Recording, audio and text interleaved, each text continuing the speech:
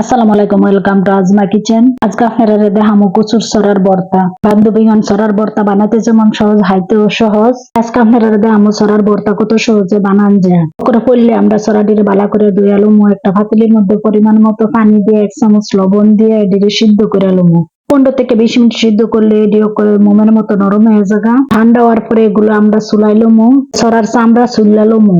এই যে আমি দেখাই দিতেছি কেমনে চুলন লাগবো। এই যে দেন কত সুন্দর ভাবে ছড়াটা চুল্লা লইলাম। এইভাবে আমরা সবগুলো ছড়া চুল্লা লমু। একইভাবে আমরা সবজি ছড়া চুল্লা লইলাম। দেন কত সুন্দর চুলা হয়েছে। এখন আমরা দিয়ে দেবো 1 মুঠ ভাজা হুগনা মরিচ। মরিচ কিন্তু আপনারা জাল বুঝা দিবেন। যারা আমার মতো জাল পছন্দ তারা 1 মুঠো ভাজা শুকনা মরিচ দিয়ে দিবেন।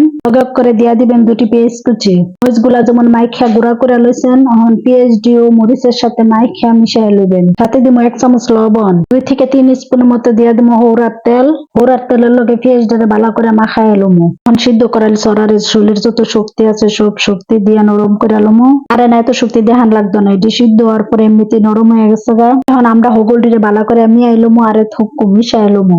এইভাবে আমরা ছড়ার ভর্তা একবারে কমপ্লিট। অনেকে আবার কইতারেন বলে গলা ধরে, আরে না, যারা কুকনামি করে তারার গলা ধরে। দেখুন কতটা শুকনো ভাবে ভর্তা হয়েছে। ভর্তা দিয়ে ভাত খাইলে চোখের পলকে পেটের ভিতরে। আশা করি হগলতরি ভিডিওটা ভালো লাগবে।